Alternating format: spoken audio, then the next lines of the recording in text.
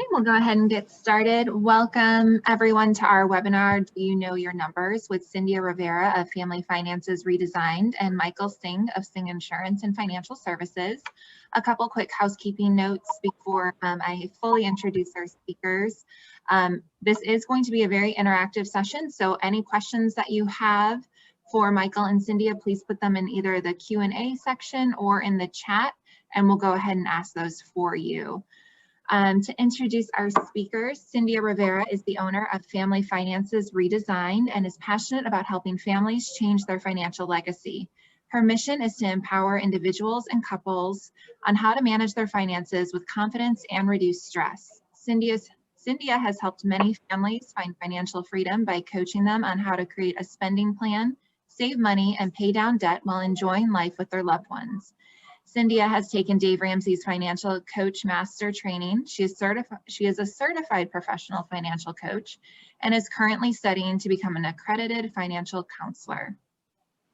Michael Singh is the agency principal at Singh Insurance and Financial Services, which provides risk management strategies for individuals and businesses.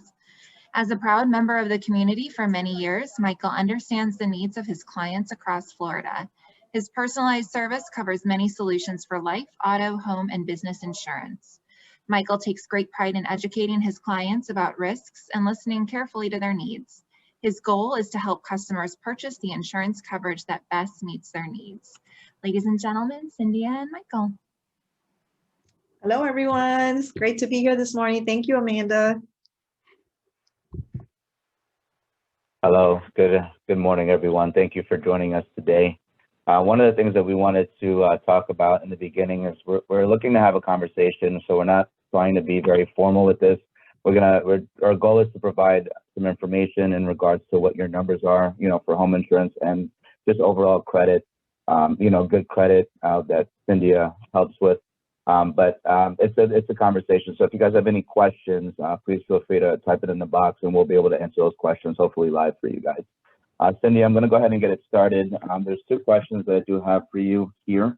The first question that I have for you is, how can people manage their credit? Good question, Michael. So it's important to know what your credit score is before you go out and purchase a home, purchase a car, get a loan, because as we all know, the higher the credit score, the better rates you're going to get as far as interest rates goes, right? The problem is not everyone knows how to manage their credit scores, and they feel the negative effects of a low credit score, as you know, and we'll talk about later. But all of this can be avoided if someone just learns how to understand their credit score. And it can be overwhelming. Not everyone understands what it is a lender is looking for, or a auto car salespeople are looking for when they're going to finance a car for you. They're not sure, they don't know what they're looking for. And there are different things that they will look for when it comes to your credit score. So what I always direct people to do is monitor your credit score yourself. And one way to do it is, and we'll share the links with you, is go to Experian.com. You can get your credit score for free there for Experian itself. You can monitor your score, your credit report there, and you can check your FICO score. And FICO score is what a lender is looking for when you're wanting to buy a home. The FICO score is what a dealership is looking for when they're wanting to give you a loan on a car. You don't find that on Credit Karma. So people when they look at Credit Karma, they'll look at it and go, wow, my score is 700.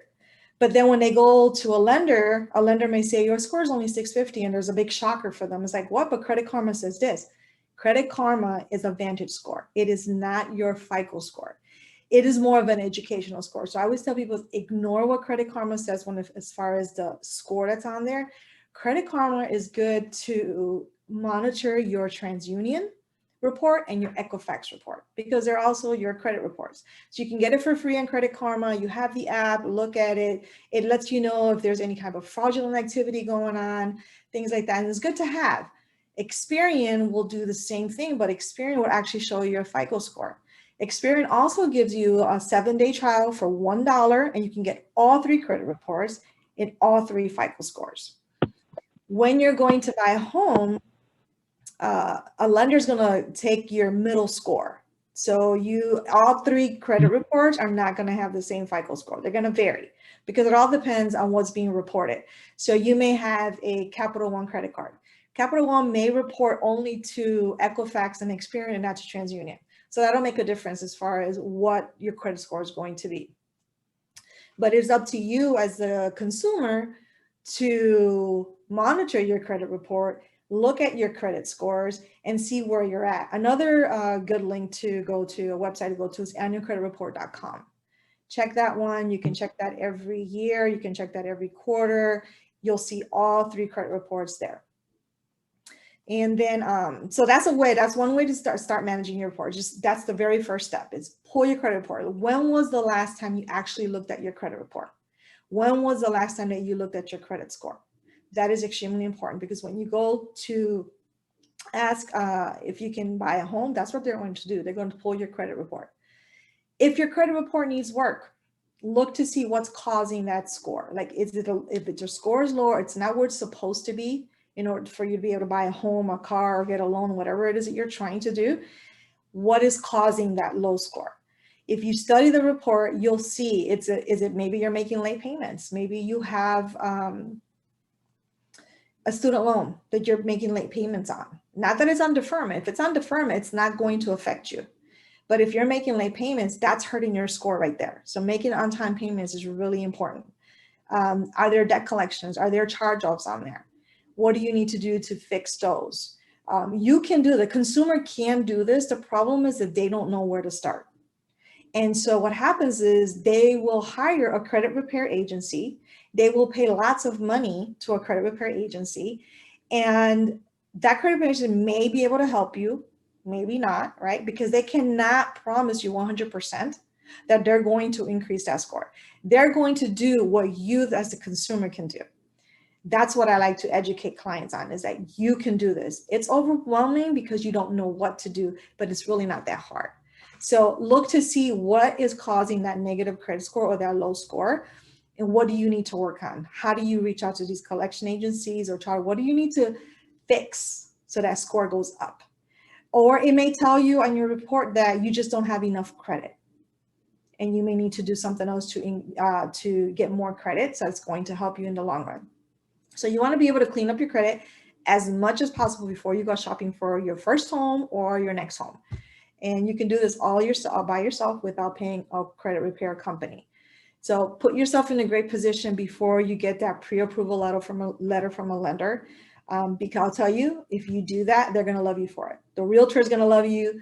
The lender is going to love you because you got everything in order before you even went to them.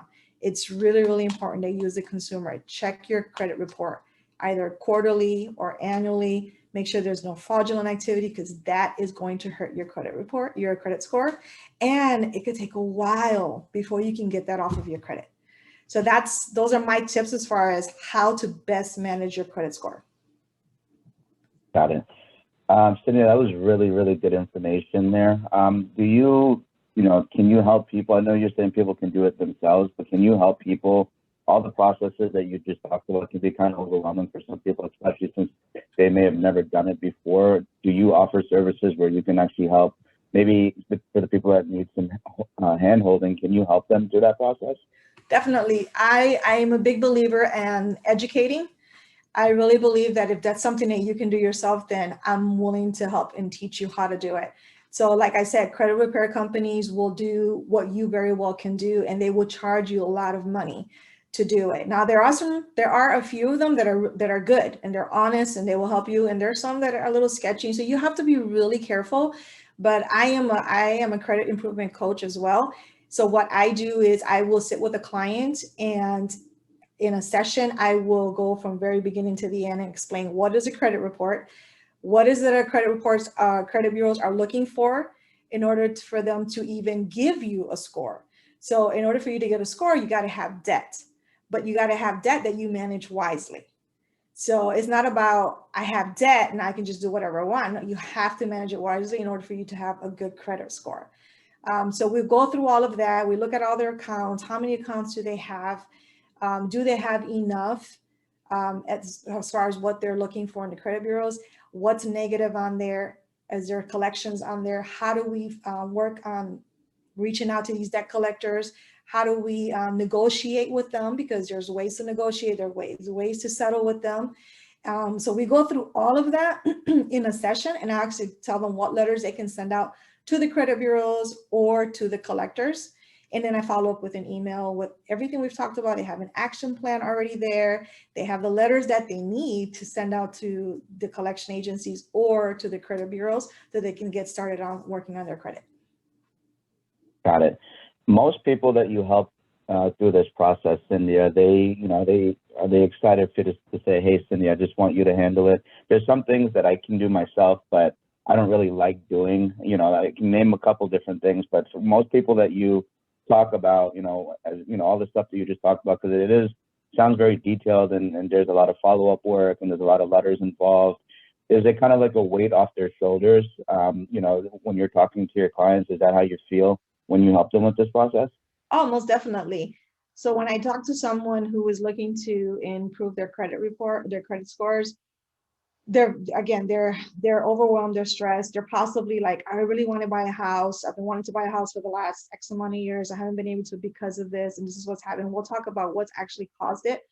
And when they realize how easy the process is, yes, it can be a little detailed, but it's not hard. It really isn't. I always tell them, look, just take your time. If you're wanting to buy a house in the next 3 months, it's not going to happen. In reference to what I'm saying, it's not that you can't buy a house in the next 3 months. You possibly can, but you're probably going to get a really high interest rate if your credit score is not where it needs to be. But don't expect your credit score to go up in those 3 months. So I always say is, if you're looking to buy a house in the next 6 months to a year, this is the perfect time to start working on your credit report. And once we get through that and I can explain to them in detail and show them this is all you need to do and just follow the steps, they realize it's really not that hard. So yes, that stress it just comes off, that weight comes off, because they're like, okay, I can do this. And of course, there's always follow-up. I'll always check on them and say, how are things going? And they'll be like, well, this is what I did. This is what happened. Is this correct? Should I do this? And we can kind of communicate a little bit back and forth, but they always know they have me on their corner. Got it. No, that's interesting. And I do have a second question here for you, Cyndia. Second question is, how do credit scores affect the purchase of a home? I think you kind of touched on that a little bit, but that's my second question for you. Well, what usually happens is, and I'm sure a lot of realtors have seen it, I know I see it, someone says, I really want to buy a home. The market is great right now. Interest rates are low. I just want to buy a home. And so what they do is they go to the bank or they'll go to a lender and they'll say, I want to buy a home. Do I qualify? What's the lender going to do? A lender is going to pull their credit because they need to know what their credit score is, what their debt to income ratio is, and if there's any negative things on there. When the lender does that, they're doing a hard inquiry on their credit report, which means that now their credit has been pulled, which is probably going to drop 15 to 25 points. If they have good credit, now they have 15 to 25 points dropped off, which is going to happen naturally when someone's going to go buy a house because their credit needs to be pulled in order to get the pre-approval letter, right? But if you have low credit and now you've got this hard inquiry on there, which goes on your credit for 2 years, right? Their credit score has dropped. They realize they can't buy a house. They're not in the position to buy a house. They haven't looked at their credit for who knows how long. So now the lender says, you have all these collections on here. Did you know you had a repo on here? And this person is like, I didn't even know that, because they're not checking their credit report. That's why it's so important to check it. So what happens is when they go to the lender and they hear all of this, they're frustrated.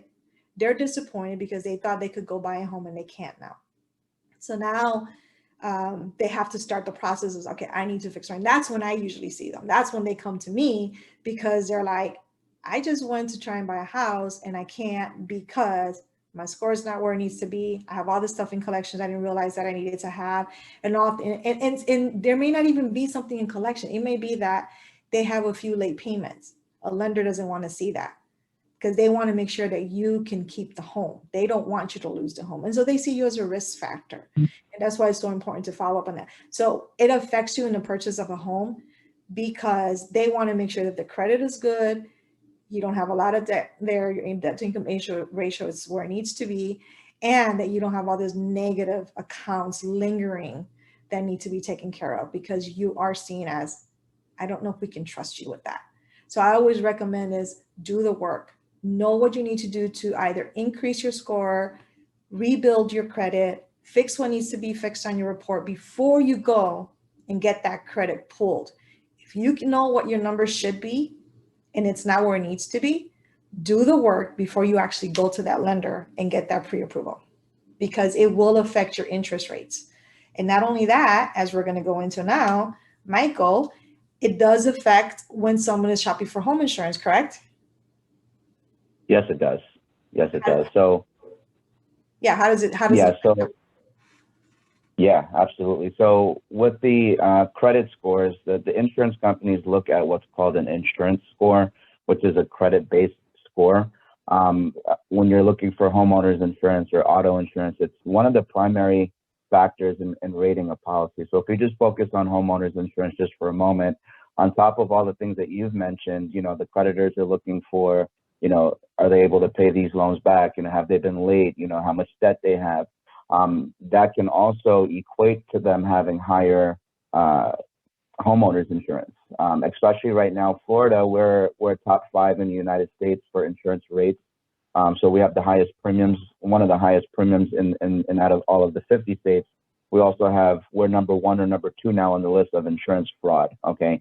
Right now, the Florida market for homeowners insurance is very challenging, where there are not a lot of carriers that are insuring in certain areas because we've been having some other issues with what's called assignment of benefits as it pertains to lawsuits and roofing companies.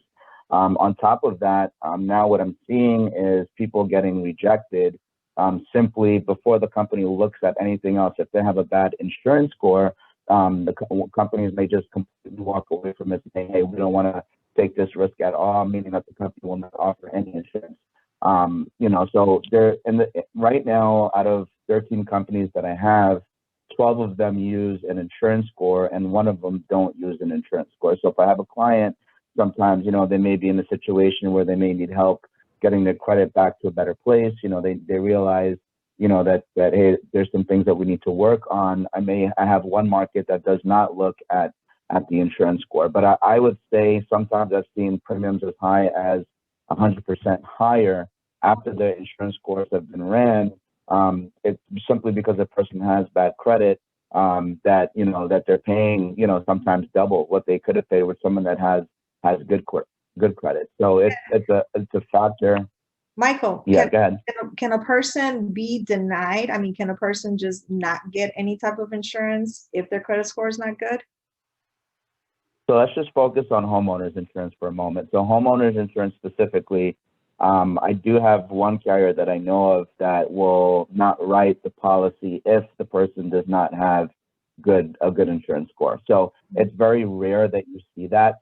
But yes, there's companies out there doing it. On the high end of things, I'm seeing premiums jump. Let's say I'm quoting someone and the premium is $1,200.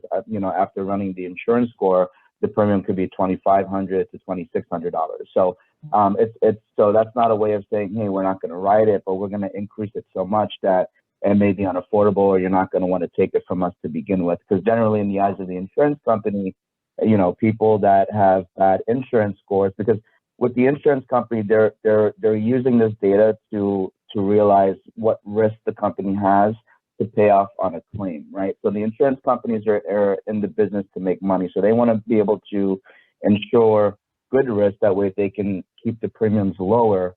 Okay. And they've been statistically proven that people with bad credit file more claims.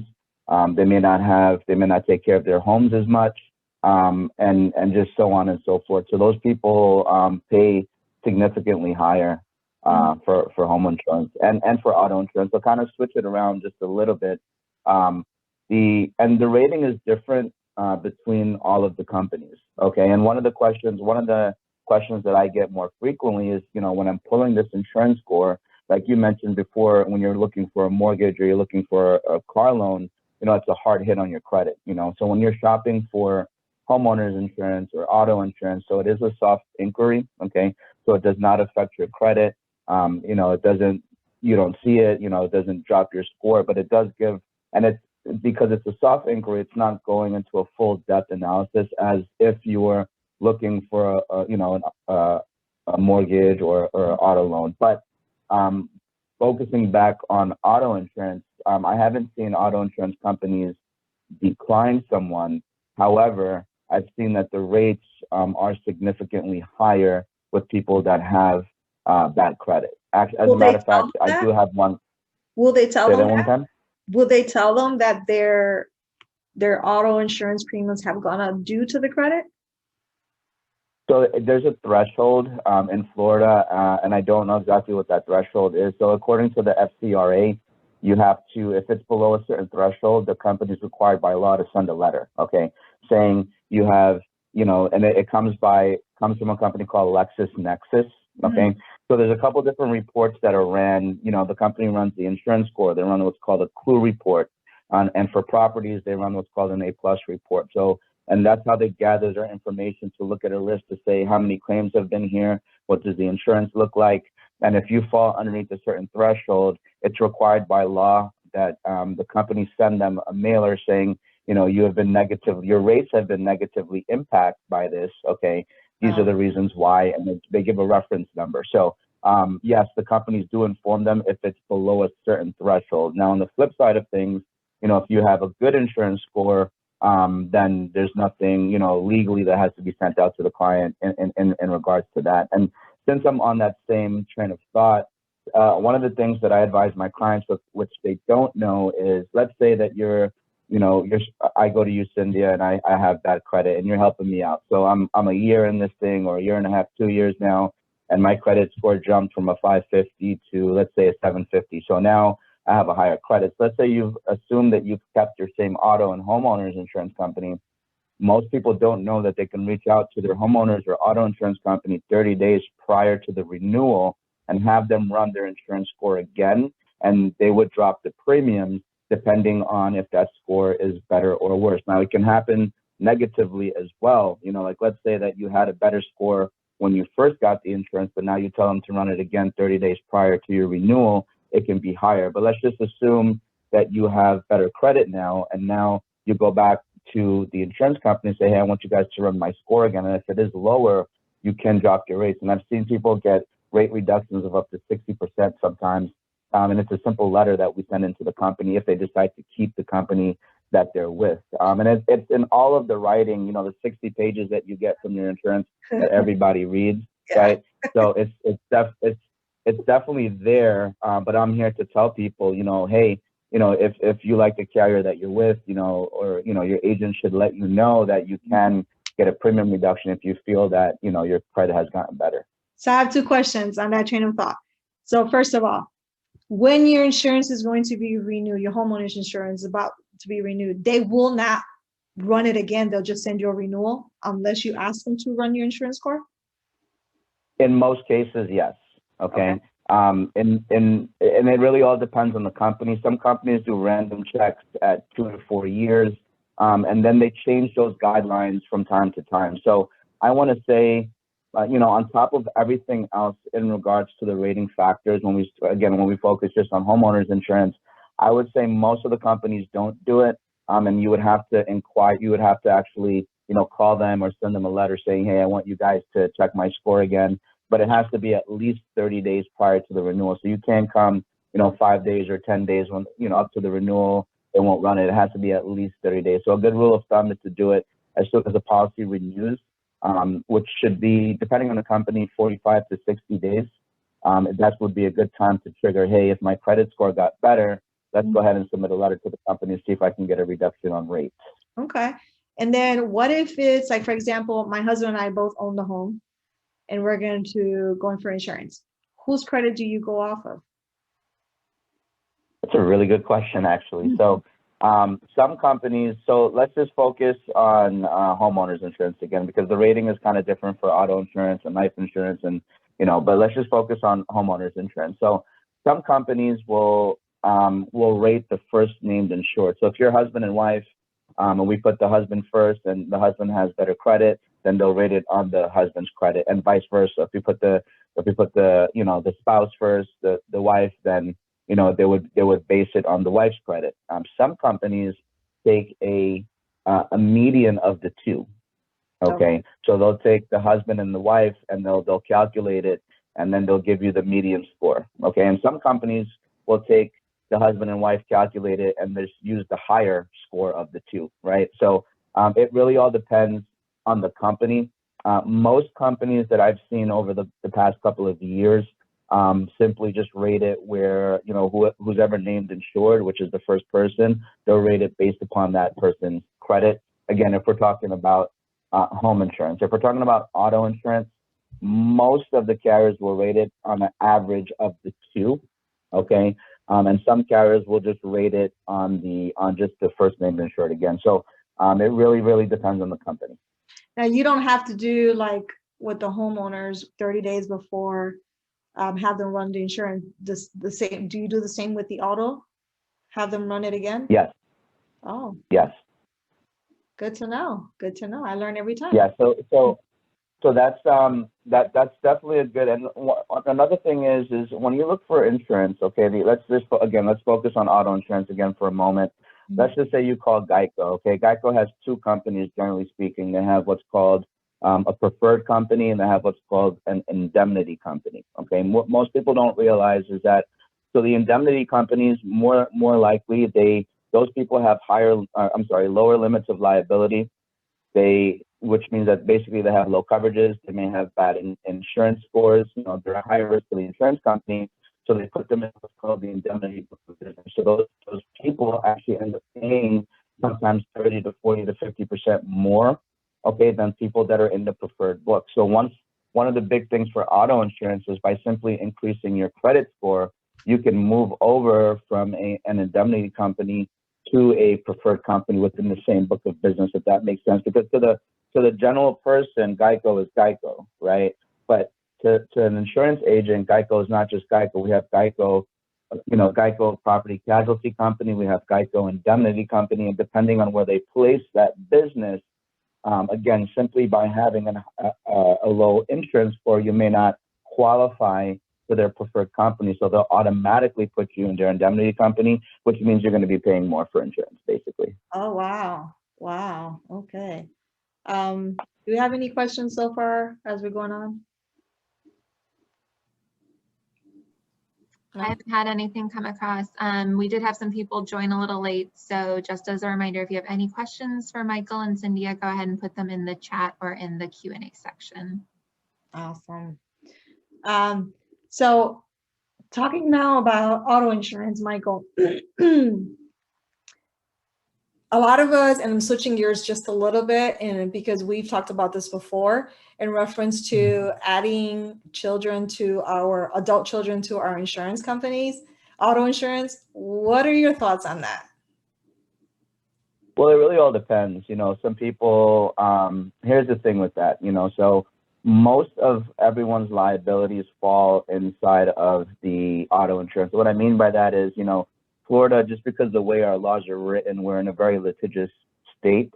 There's a lot of issues happening right now, even in the homeowners market, where, attorneys are getting what's called fee multipliers and a lot of different things, which hopefully means, with some bills that are being in the Florida House and Senate right now, if it passes, we would get to a better place. But focusing on that, the best rule of thumb is if you do have younger kid drivers in the home, and if you do buy them a car, a perfect scenario would be to title the vehicle into their name only and get insurance for themselves. However, by doing that, the premiums are significantly higher, especially if you're talking about a child that just got licensed anywhere from 16 to 19. To get an insurance for that person by themselves, it's going to be very, very difficult and very costly. So a lot of people kind of shy away from that. Most people just add the kids on as a driver, okay, to their policies. The problem that you run into is that, let's just say, you finance a car for your son, right? And little Johnny drives, and now he gets involved in an accident, God forbid, he kills somebody, or God forbid, he changes that person's life. What can happen is little Johnny can get sued, and also depending on his age, of course, but that also ultimately comes back to the owner, okay, which could be his parents if their names are on the title of the vehicle. So that's why it's more important that if you're not gonna get their own insurance, by themselves, it's important to simply carry higher limits of liability. It's the only way. It's less costly to do that, and as a matter of fact, the higher limits of liability that you carry, the lower your insurance rates are over time, okay? A lot of people don't understand that. So if you have lower limits of liability, you end up paying more for insurance than if you carry higher limits of liability. So if you take someone who has higher limits of liability and has really good credit score, those people will ultimately end up paying, the best premiums that they can, in terms of all of the companies will be competing for their business. So if you have an adult child on your auto insurance, does their credit score affect the premiums? No. No, just the policyholder. Just the policyholder. Where it can affect, which I don't see it this way, is that if they add the child in as a because normally it's a husband. Let's just say it's a single, a divorced person or a widowed person. They have a child. Normally the child is added as a second named insured, and the child's credit in most cases, I would say 99% of the cases, will not affect the insurance score. No. Okay. And is there a difference? I think we had a question come in. Yep, there was one question coming in here. So the question that just came in says, let's say you have a new driver whose son is going to drive a family car, not a new one. What advice can you give about what levels of liability for the family policy? Sure. And that's something I can't recommend. As an insurance agent, we recommend having, at least, 100 to 300,000 of bodily injury liability. I mean, that's the first answer that comes to my mind.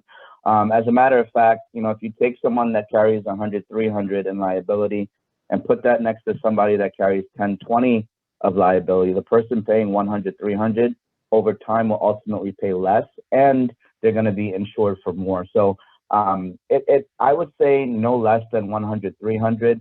And I would take it a step further and go to 250 to 500,000. The problem that we're running into in Florida is because of a lot of people are coming to our state because of our tax situations, our housing situations, as far as it being less. But when people are looking at our insurance, there's a lot of issues that we have right now in our insurance industry. And why I'm mentioning all of that is, even though people realize that they need to carry higher limits of liability from an affordability standpoint, if you have, two teenage drivers in your home, I mean, I'm seeing people paying, I wrote a guy the other day, he's paying $10,000 a year for auto insurance. And I'm like, to me, that hurt, even though I'm not paying it, and now that I beat his old premium by about $4,000 a year. So, it now becomes an issue of affordability. How can these people even afford these policies? Because our rates are higher, the fraud is higher. So I would recommend, just to answer the question, at least 100 to 300 of liability, and then no less really than 2550. I wouldn't go anything less than 2550. Yeah. Awesome. Thank you for your question. Does it make a difference when you're adding a new driver, whether they're female or male, as far as rates go? It does, depending on the company. That's another good question, Cyndia. So, again, if we're talking about auto insurance, female drivers are normally less risky than male drivers are, especially at a younger age. So most companies will charge a higher premium for male drivers, yes. Now, some of the ways that you can combat that, as far as, if you have young drivers in the home, most of the companies will offer a good student discount. So if they're still in school and they have a B or better grade, and we submit the report card to the company, Some companies, it's pretty substantial. Some companies can give up to a 20% discount for that. And some teen drivers take driving school or some type of driving ed. And if they have a certificate that's done within the last 3 years, we can combine both of those discounts. Now, to take it a step further, and a lot of people, I don't know if they know this or not, but let's just say that you have a son or daughter that's away from school, okay? So they're 100 miles more or away from school, from home, sorry, at school, and they do not have a vehicle with them. We can list them as a distant driver away from school, and the premiums are substantially less, you know, up to, in some cases, I've seen up to 90% less, especially if they don't have a car. So if that kid drives a vehicle, let's just say not his, or he drives a friend's vehicle or something like that, he'll still be covered, but he's not being rated as if he had a vehicle or that he's at the home. So the company will still offer coverage at a significantly reduced rate, if that's the case. Okay. And I have insurance on my car, and I let my sister drive it. She's not on my insurance or anything, but she needed to use it for something. I let her use it, and there was an accident. Is this still covered? Does your insurance cover that? Yeah. So does your sister live with you? No. Okay. So does your sister have her own insurance? Yes. Okay. It depends. Generally speaking, if in your policy, most of the policies will say, you know, they'll insure anyone that you give permission to drive that vehicle. Okay, just like a rental company. Okay, but in that situation, yes, your insurance would cover it.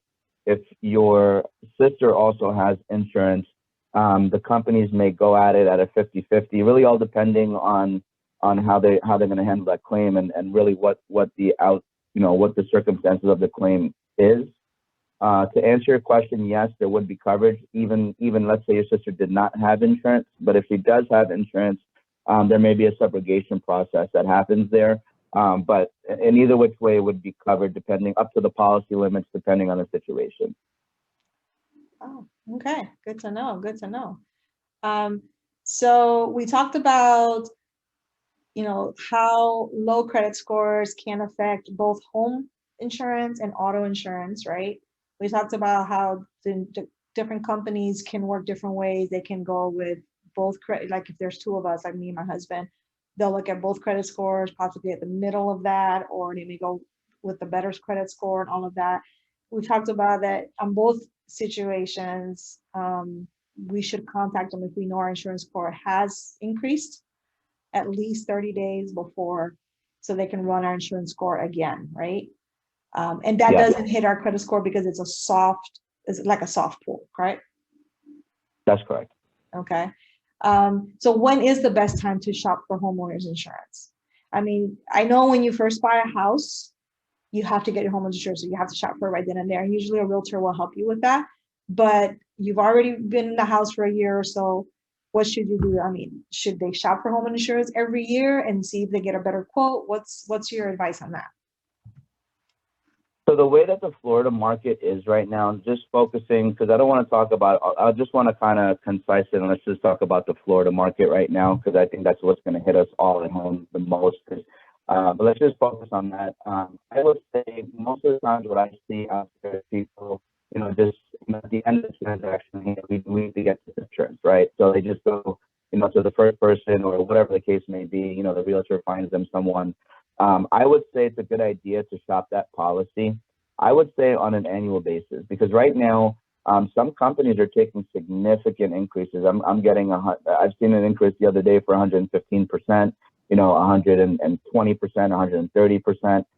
So right now where the market is, I definitely would tell homeowners to shop their rates because to be quite honest, I mean, I think the homeowners market, if it continues to go the way that it's going, is going to collapse, quite honestly. And what people don't realize is that Florida, we have and why I'm mentioning that, because it kind of all ties into the answer to your question, because generally speaking, okay, these homeowners insurance have something called inflation guard, okay, which means that the cost of construction, everyone's talking right now, the cost of lumber going up, you know, so all of that increases due to inflation from on an annual basis.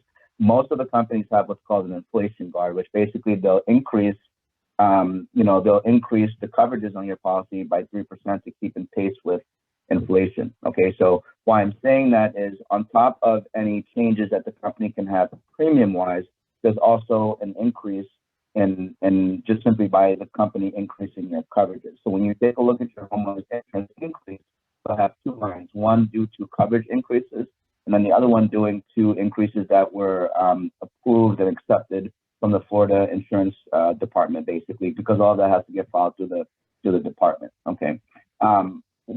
Why I'm mentioning that is, generally speaking, years before, the increases used to be anywhere between 3 to 7%, which was a pretty good increase. The company didn't take a significant increase, kept in pace with inflation. Everything was great. Now, because of the assignment benefit issues and our excess litigation issues and all of these different factors, insurance fraud that's playing in our market, we either have companies that are not insuring at all, or they're taking double, they're taking 100% increases, 150% increases, right? So I would urge policyholders, especially now since it's getting into hurricane season, to review their policies.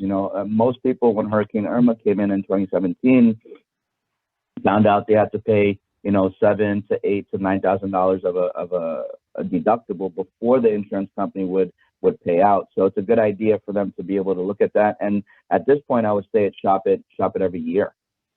Okay. I think we had another question come in. We did.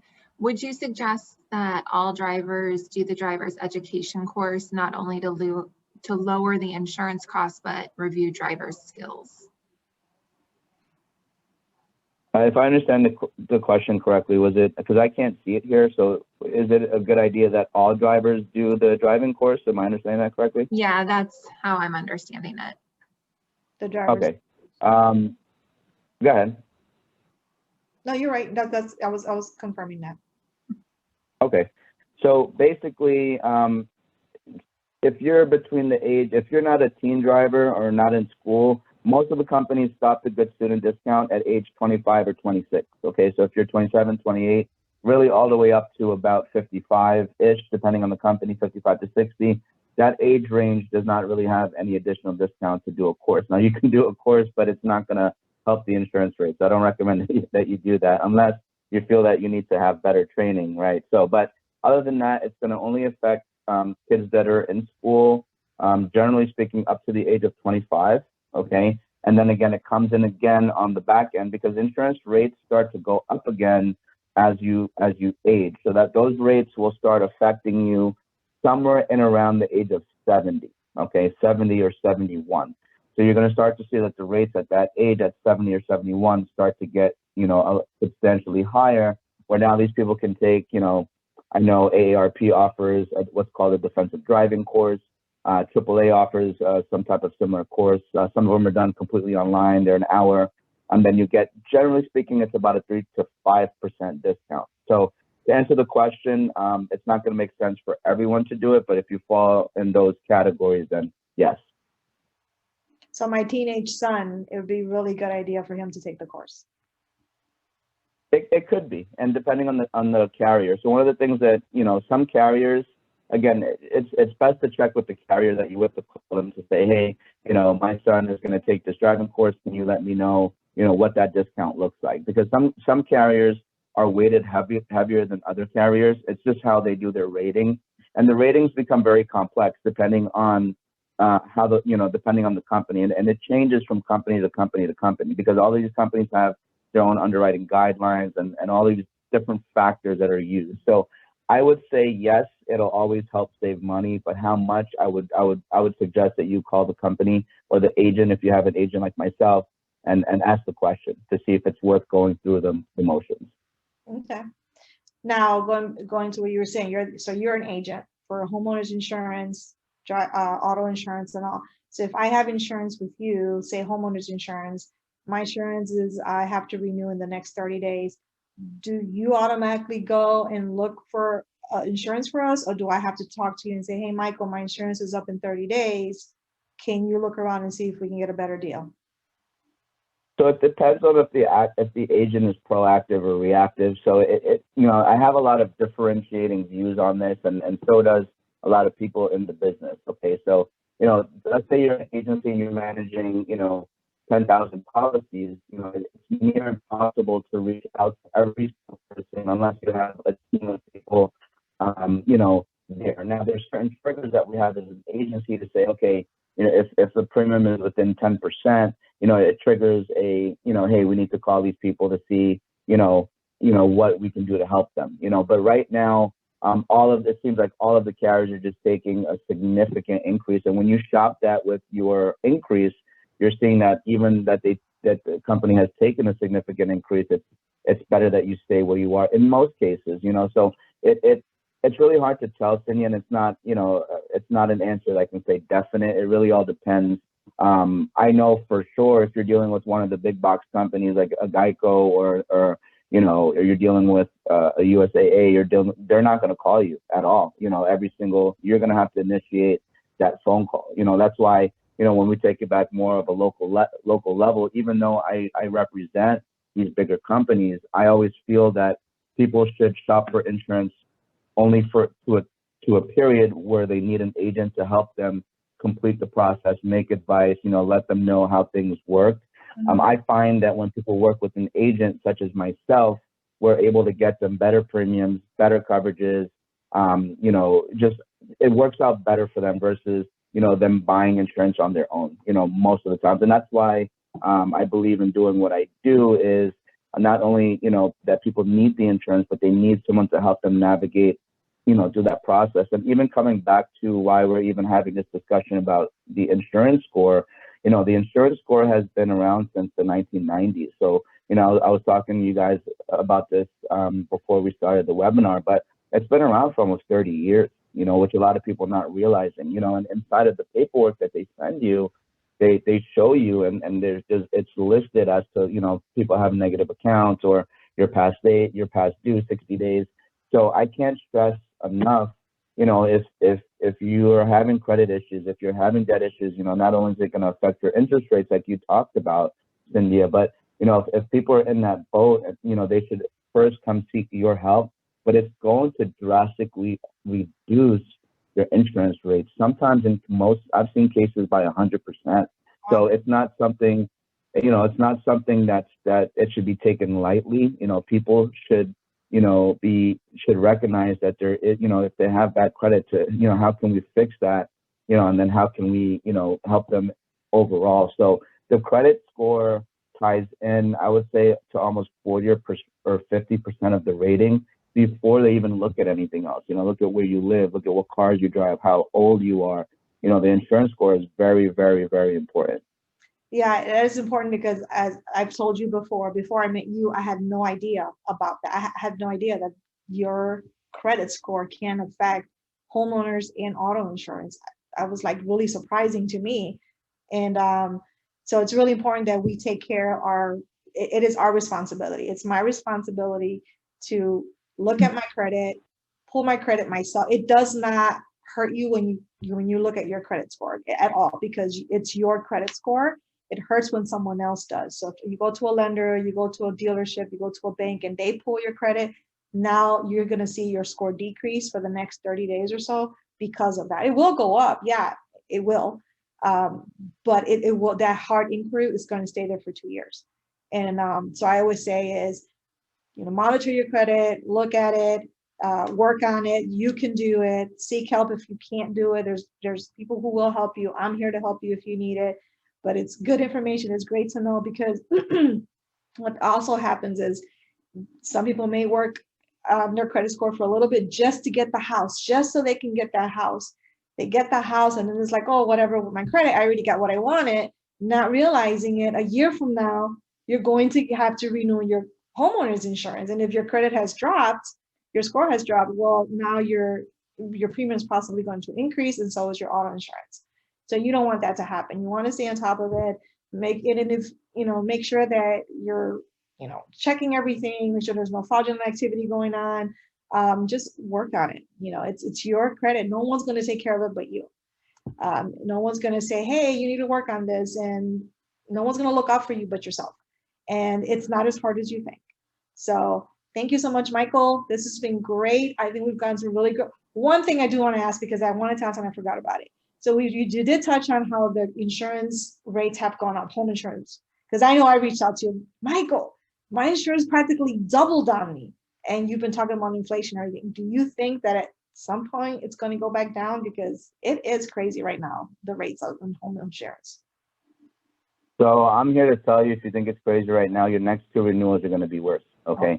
Oh, On top of that, that's what I wanted to hear. on top of that, yeah, I don't like to sugarcoat stuff. What I like to do is just tell people how it is, and let's just make a plan. Let's figure out what we're going to do.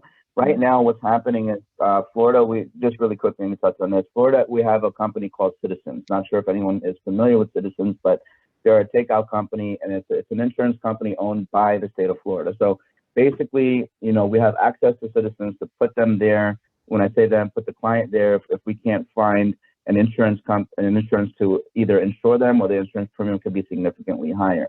Now, the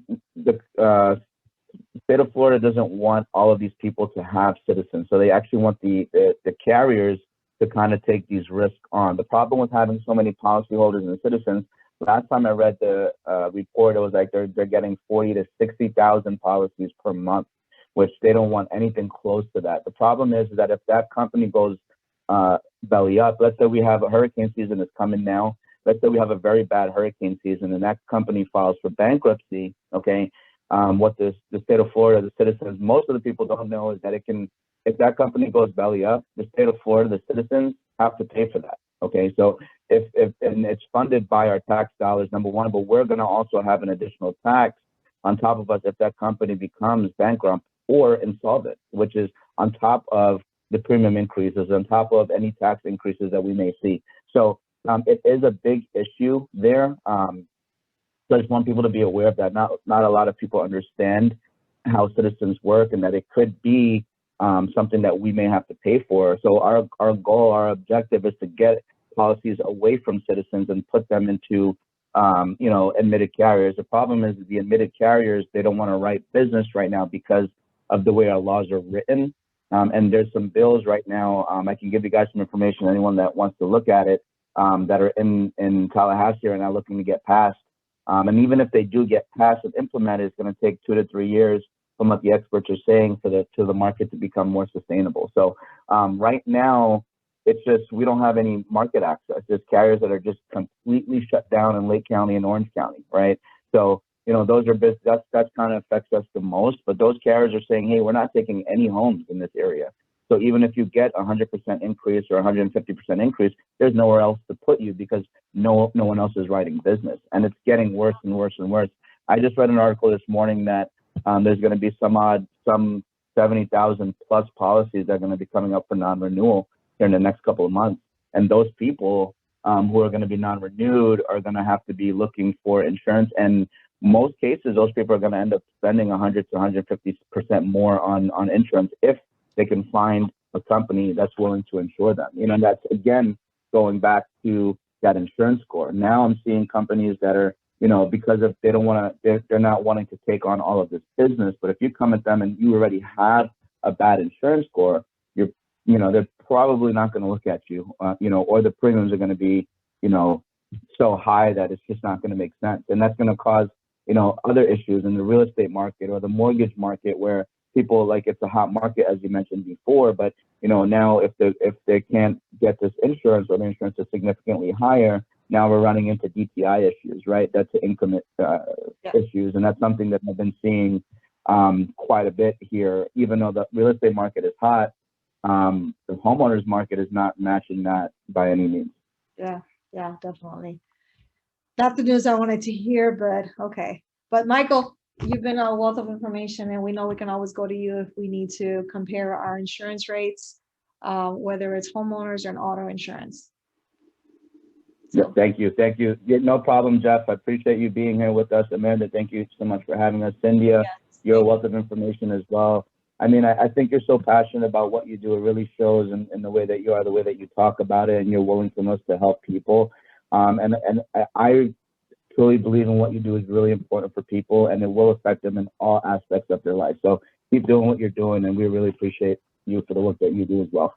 Thank you, Michael. Thank you, Amanda. Yeah, thank you both for doing this. Just so everyone knows, this will be available on our YouTube channel, and I'll share it on social media a little bit later today. And then Michael did send over some articles to share, so everyone will get an email with some links to some different resources from this presentation as well. So thank you all for joining us, and I hope to see you at a chamber event soon. Have a great day. Awesome. Thank you, guys. Bye. Take care.